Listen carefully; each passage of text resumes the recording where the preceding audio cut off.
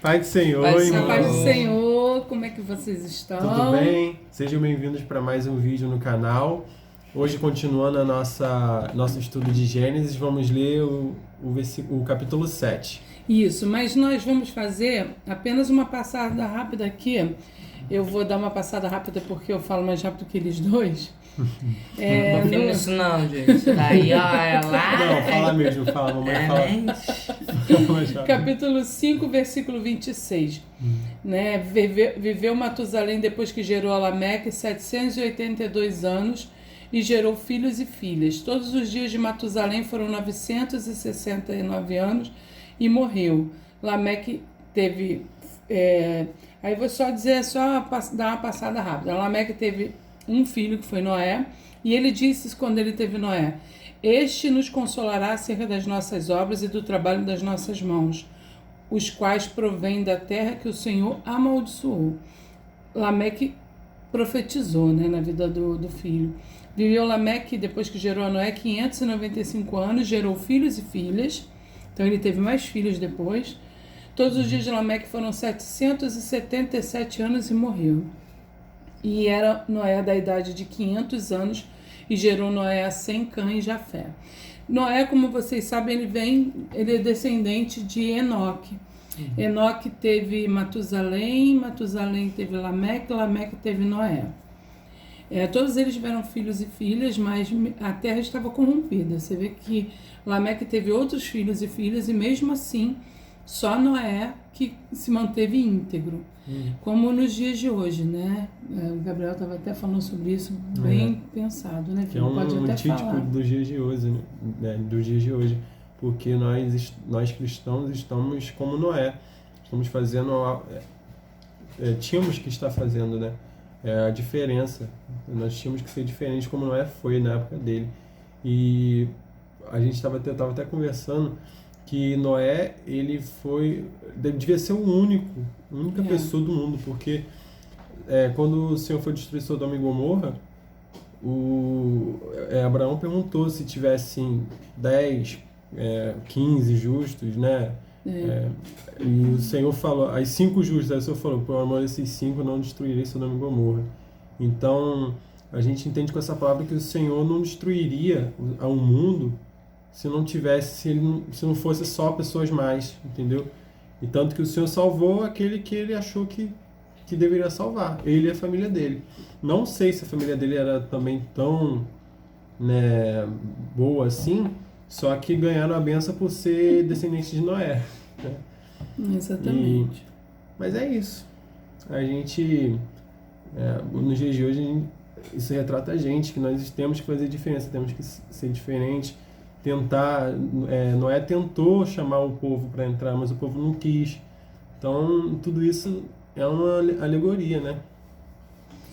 O que o Gabriel está falando é bem verdade. A gente não sabe se os filhos de Noé, todos eles, né, pelo menos, e as noras, também estavam na mesma sintonia que Noé. Mas Noé foi um homem achado segundo o coração de Deus, e por causa dele os filhos receberam a bênção. Muitas vezes seus filhos têm recebido a bênção, os seus familiares ou pessoas próximas a você, por causa da sua intimidade com Deus. Por isso você tem que ser a diferença.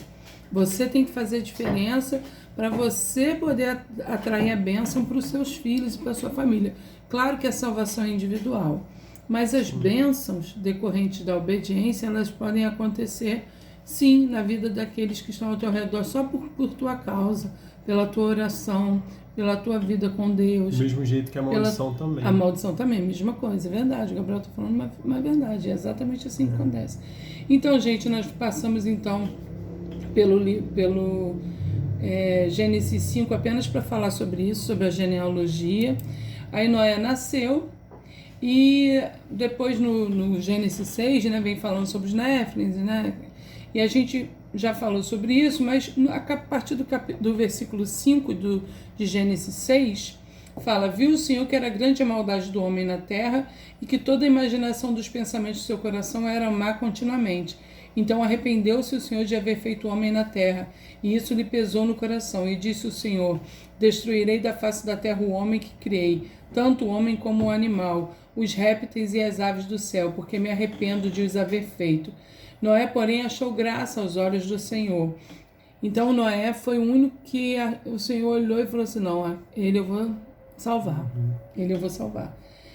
Essas são as gerações de Noé. Era homem justo e perfeito em suas gerações e andava com Deus. Em todo o tempo, Noé era justo e perfeito dentro daquele monte de parentela, inclusive, né? Não só Lameque lá, filho de Caim, neto, né, de Caim, não só a geração de Caim, mas a geração também de Lameque, descendente de Enoque, também tinha se corrompido, senão Deus não teria achado que só Noé seria bom, né?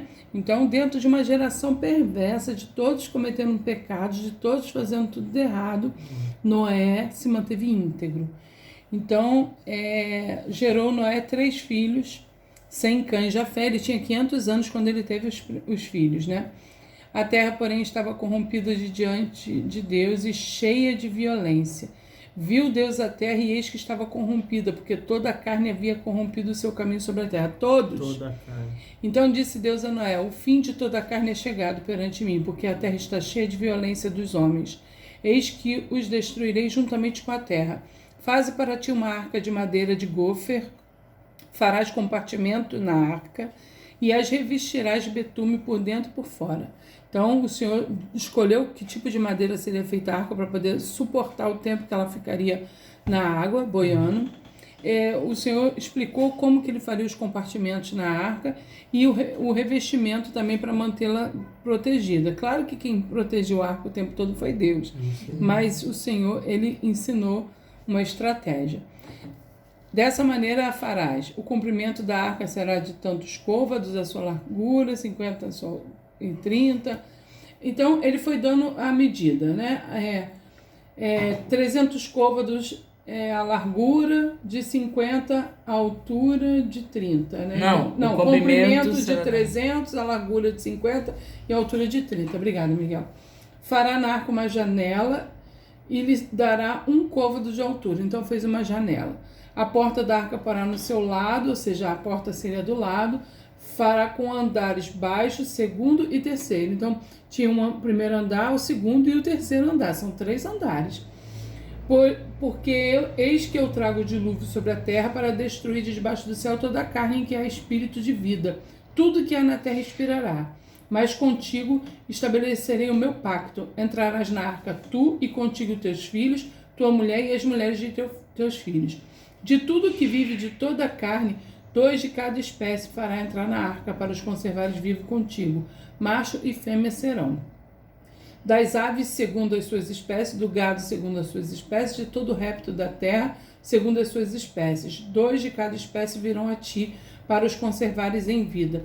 Leva contigo de tudo o que se come e ajunta-o para ti e te será por alimento, a ti e a eles. Assim fez Noé tudo o que o Senhor mandou, ou seja, ele obedeceu às ordens de Deus. O tempo que ele levou para fazer a arca foi bastante tempo, né? Mais ou menos uns 100 anos, porque se ele tinha 500 quando ele teve os filhos e Deus falou com ele, então ele levou 100 anos fabricando a arca, porque ele entrou na arca com 600 anos. Então aqui é no capítulo 6, encerra dando uma palhinha, falando rapidamente sobre o que Deus ordenou, e quando chega no capítulo 7, aí tem mais detalhado. Depois disse o Senhor Noé, entra na arca tu e toda a tua casa, porque tenho visto que és justo diante de mim nessa geração. Quer que eu leia o resto? Sim, pode ler, Gabriel. De todos os animais limpos. De todos os animais limpos levarás contigo 7 e 7, o macho e sua fêmea. Mas dos animais que não são limpos, 2, o macho e sua fêmea. Peraí, animais limpos, vocês vão ver lá depois em Deuteronômio o que Deus chama de animal limpo. Ou seja, então, os animais limpos, essa regra de animal limpo e animal impuro, não foi criado na época de Moisés. Já existia. Né? Não foi Moisés quem determinou, já existia isso. O Senhor já tinha determinado os animais que eram limpos e os que eram impuros para consumo. Tanto que ele faz essa distinção aqui para Noé. Então isso é para deixar registrado, né? Eu imagino que aqui eles deve ter sido 7 dos limpos para eles se alimentarem. Também, nesses dias mas todos. por que dos limpos? Eles não comiam qualquer animal também. Tinha uma regra de alimentação. Sim. Então, teve ali 7 animais limpos de cada... 7 animais limpos, 7 e 7. E... Macho e sua fêmea, mas dos animais que não são limpos, 2. O Isso. macho e sua fêmea. Os 7. Também das aves. Os 7 eram 14. 7 machos e 7 fêmeas. Isso. Eram 14 17 e animais no 7. total. Limpos, tá? Também das aves do céu, 7 e 7, macho e fêmea, para se conservar em vida sua espécie sobre a face de toda a terra. Porque passados ainda 7 dias farei chover sobre a terra 40 dias e 40 noites, e exterminarei da face da terra todas as criaturas que fiz. Então, são 7 aves também. Por que 7 aves? O Senhor explica aqui Reflorestar. por quê. Porque para conservar em vida, porque senão elas não iam sobreviver. Se colocasse só um casal de cada espécie de ave, elas não iam sobreviver. Então a ave, ela multiplicou, eram 7 de cada espécie que entrou na arca. Eu imagino também que seja para poder as árvores, para replantar as árvores. Também, para né? repovoar, para um monte de coisa, né? Deus é perfeito.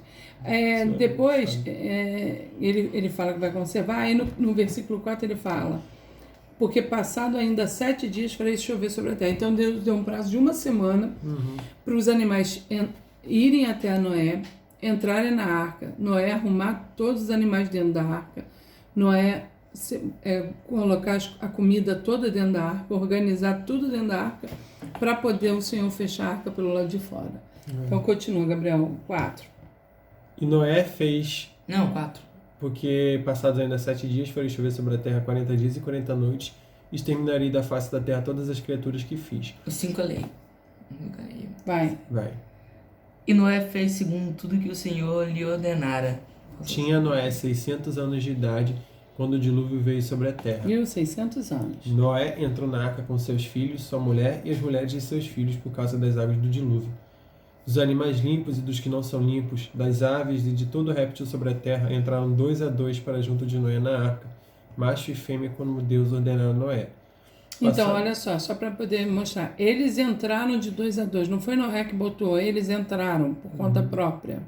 Deus enviou. Porque também empurrar um elefante. Não tinha como Noé fazer isso. Não tem como ele empurrar Tem um pessoas elefante. que assim. debocham, falam, Noé foi catando os animais e tal. Como é que ele achou tanto? Não, os animais foram até ele. Imagina o susto daquela população, daquela região, vendo os animais São chegando sinais, ali. né? Olha só como é que essa palavra ela é toda de alegoria, porque os sinais da vinda de Jesus estão próximos, Isso né? que a gente ia falar. Os sinais estão vindo, os animais estão aí andando para ir para a arca, enquanto que tem pessoas que estão desligadas, né? Então, a história de Noé mostra muito o tempo do fim.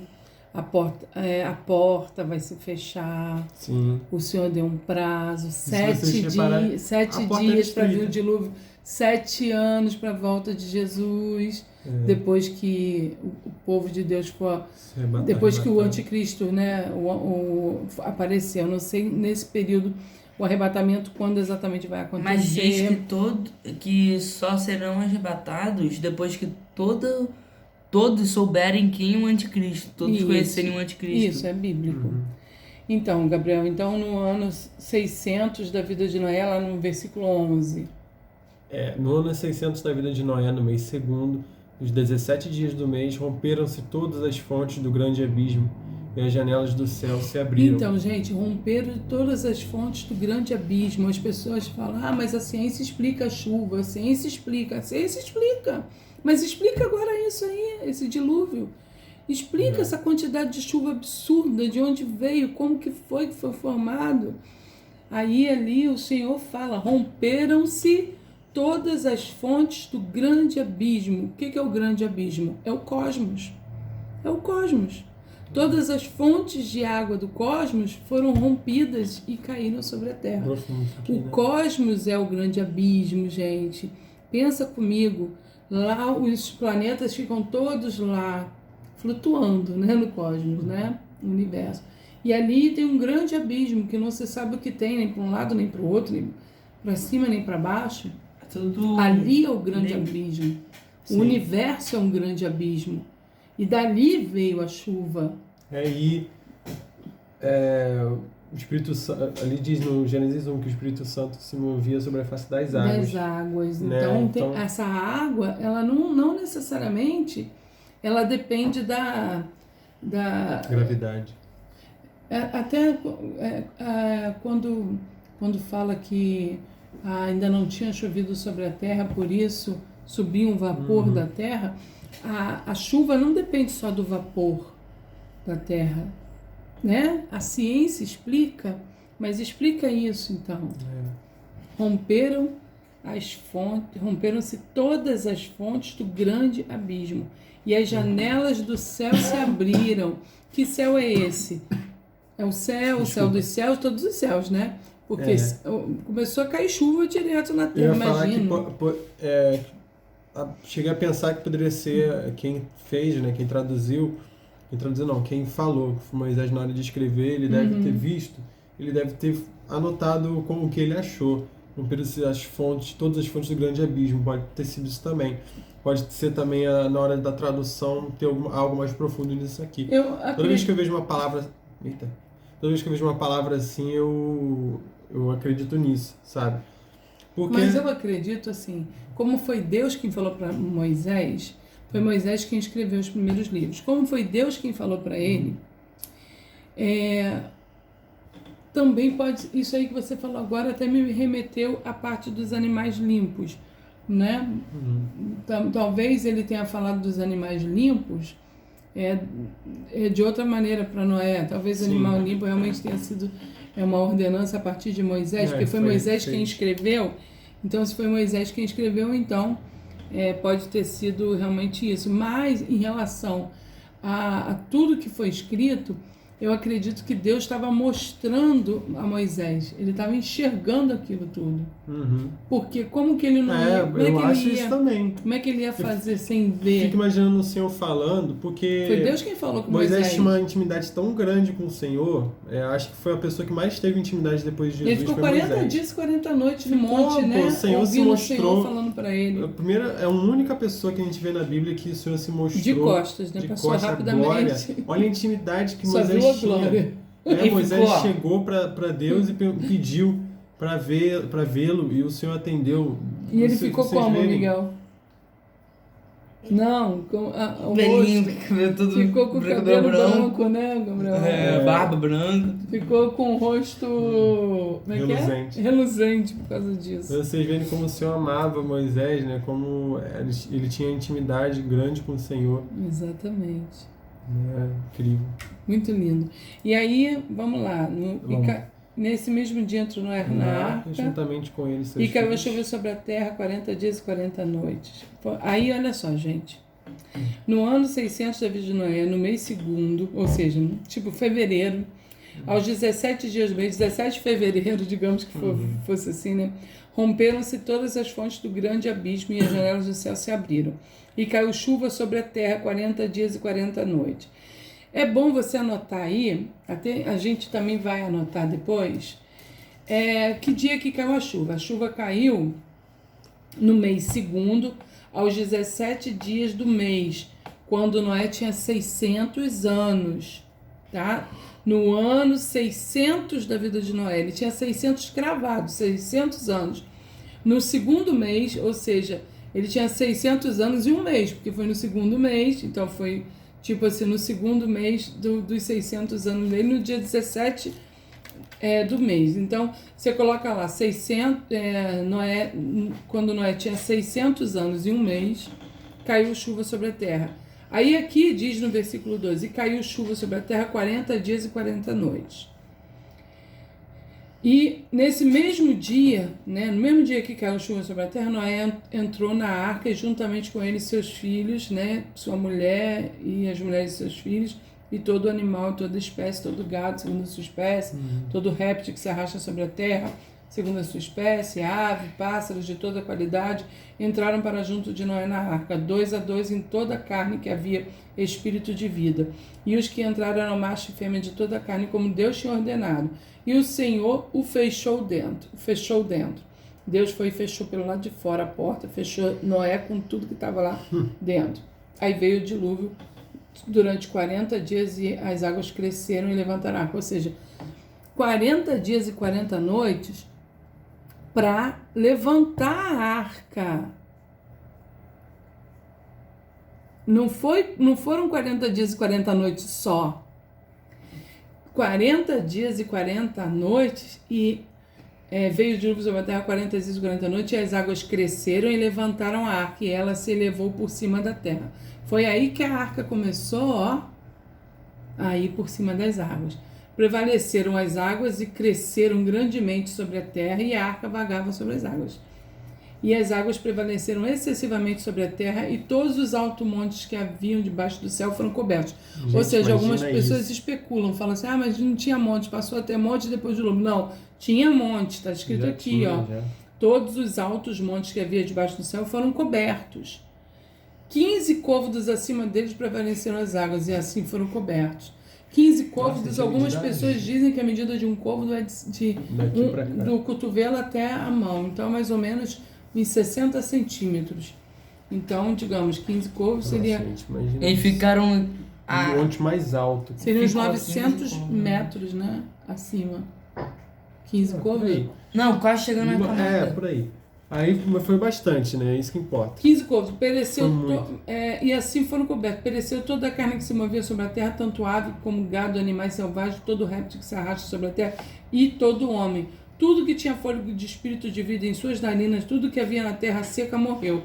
Assim foram exterminadas todas as criaturas que havia sobre a face da terra, tanto o homem como o gado, o réptil e as aves do céu, todos foram exterminados da terra. Ficou somente Noé e os que com ele estavam na arca. E prevaleceram as águas sobre a terra 150 dias. Então, olha só. 40 dias e 40 noites choveu para levantar a arca. E aí prevaleceu. A gente vai parar aqui. O Gabriel vai fazer as considerações dele até aqui. E no próximo vídeo nós vamos ler o capítulo 7, versículo 24 e o capítulo 8, que aí a gente vai falar sobre outros detalhes do dilúvio, tá? Nós não vamos terminar hoje, não. Porque é uma coisa complexa, né? Porque nós temos outros detalhes para falar. A gente vê como é que Deus agiu, né? Eu tô lendo aqui, eu tô pensando como tinha irritado o Senhor as práticas das pessoas dessa época, né? Eu fico imaginando que hoje em dia deve estar igualzinho as pessoas de hoje em dia. Deve estar ainda pior, fico imaginando. Porque a palavra de Deus diz que a época do anticristo vai ser uma época tão ruim quanto nunca houve. E a gente ouve sobre o Império Romano, sobre Hitler, sobre várias outras coisas que aconteceram no mundo, que foram épocas, a Idade das Trevas foram épocas de crise na humanidade, que a humanidade sofreu, pessoas sofreram amargamente. E os cristãos foram perseguidos. E a Bíblia diz que essa época vai ser pior do que tudo isso, né? Então, mas é uma coisa de se... Antes do dilúvio era tão ruim porque os bicho feio, sabe? O mal, ele já tinha dominado e tinha criado monstros na terra, abominações que Deus não tinha criado. Ele usou a criação de Deus para criar uma coisa. Não tô nem falando disso, não. Isso aí é uma coisa que a gente não pode afirmar. É por isso que a gente está falando sobre o que o Gabriel está falando é sobre as coisas que estão sendo feitas aí, que são erradas. Essas coisas aí a gente acredita, a gente não pode levar como certo, porque a gente não tem certeza de nada dessa época. Mas o que a gente tem certeza de hoje em dia é o que a gente vê, de como o mundo está. E provavelmente sim está pior do que essa época, porque eu fico imaginando o quão ruim deve ser para o Senhor olhar para a terra hoje em dia, né? E nós, servos de Deus, que deveríamos ser a diferença, temos sido parecidos com o mundo, sabe? Então isso é bem difícil, angustiante de pensar. Mas o Senhor, ele sempre está aí, né? A palavra de Deus diz que buscai o Senhor quando se pode achar e invocai quando está perto. Então que nós possamos levar esse estudo, que a gente ainda não acabou, a gente vai falar mais amanhã sobre isso, mas que a gente possa levar esse estudo para as nossas vidas, né? Que o Senhor, ele separa quem ele ama, quem é puro, e a justiça do Senhor vem, né? Então, por enquanto, a gente está tendo misericórdia infinita por causa da graça, por causa do sacrifício do Senhor Jesus. Só que isso tudo vai cessar algum dia, como cessou. O cálice de Deus transbordou na terra nessa época. Então, Exato. né? E ali, como o Senhor fez, ele fechou a porta pelo lado de fora. Então, que não seja assim, né? Que não seja assim com a maioria das pessoas que têm a oportunidade. Que elas não cheguem lá e a porta esteja fechada, como diz lá na parábola das 10 virgens. Que nós possamos preparar as nossas lamparinas para que no dia que o Senhor for arrebatar a igreja da terra, Ele possa levar todos nós e não fique ninguém de fora, fique ninguém desapercebido. Que Deus abençoe a vida de vocês. Amém, irmãos. Deus abençoe. Até o próximo vídeo. Vamos tentar falar em hebraico? Não sei. Eu não sei É como ele fala. Shalom. Shalom é Pai do Senhor. Ou pode ser uma oi também. E aí? Shalom. Shalom. Alguma coisa Paz seja assim. Shalom não é só a paz do Senhor. Shalom é uma expressão que ela Simboliza dois. a simbologia dela realmente é de desejar o melhor dos melhores para a vida da pessoa, tudo de bênção. Então, shalom, gente. Shalom. Porque as palavras em hebraico são palavras que são muito, como eu disse Muito outro vídeo, forte, que são muito né? fortes, tem vários significados. Então uma palavra assim não é igual a nossa, que significa uma coisa só. Exatamente. Depois eu vou trazer uma coisa sobre isso no Uma aula próximo vídeo. só de hebraico. Mas é da isso, minha gente. mamãe. Vamos para não ficar muito grande Então, o vídeo. a gente vai dar uma continuidade depois. Tá bom. Vamos no 8 e o versículo 24 de Gênesis 7. Tá bom, gente? Tchau. Até o Tchau. próximo vídeo. Tchau.